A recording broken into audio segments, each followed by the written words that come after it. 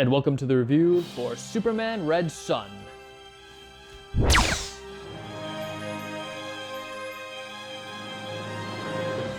So Superman Red Son is a 2020 DC animated movie that tells the story of, well, Superman, but instead of landing in Smallville, Kansas, he lands in a Soviet-controlled Ukraine. It's based on a graphic novel of the same name written by Mark Millar that was released back in 2003. And if you think that sounds interesting, that's because it is. This is a movie that actually has quite a few layers and debates that age-old question of nature versus nurture, and asking questions like what kind of evils are acceptable as long as it's morally justified.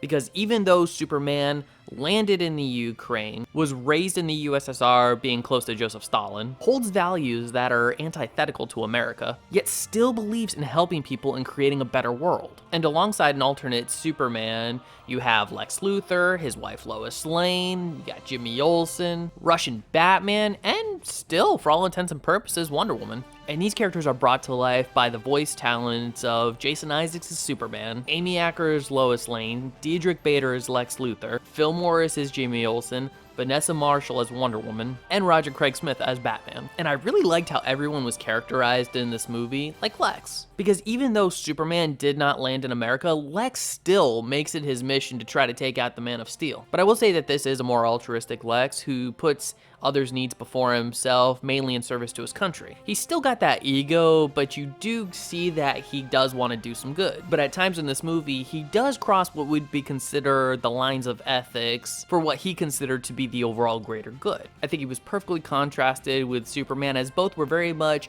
fight for their own country types, and very much a take action type, even going as far as to provoke conflict, whereas Superman only acted as he needed to, or felt the need to make a statement. Batman was also another very interesting take, because we start out with him as a boy, because this movie does take place over the course of about 30 years. We basically see him once, the movie goes on for a few years, and then he pops up again as Batman. However, he's not the other half of the world's finest, but rather he stands in opposition to Superman, because he sees Superman as just another Stalin type who, although has different methods, his goals are ultimately the same. So he decides to become an anarchist as a statement to tell Superman, hey, I'm not afraid of you, even inspiring followers of his own. In Soviet Russia, you no kill Batman, Batman kill you.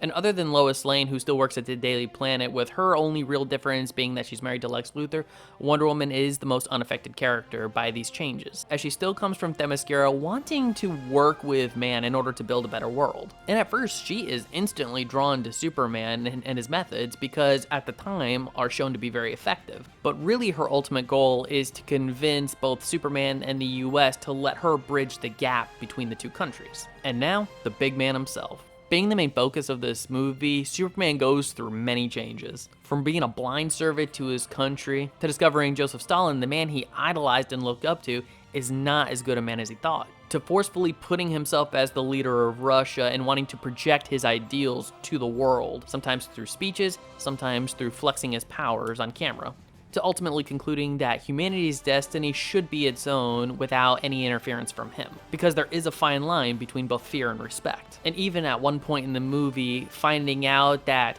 even as he gets himself out from under Stalin's thumb, he can still become the pawn of others. And the method of storytelling and structure really is quite captivating and at times emotional. And I will say that there are some changes to the material, particularly with the ending, which is almost dropped off entirely. But being an animated adaptation, it was pretty much expected, as most DC animated films tend to do this. Sometimes it works, sometimes it doesn't, but I would say it's nothing that broke the film for me. And really, if you love Superman or you love the graphic novel, I do recommend you check out this movie. Superman Red Son is available on digital, Blu-ray, and 4K. So Superman Red Son, have you watched this movie? I would love to hear your thoughts.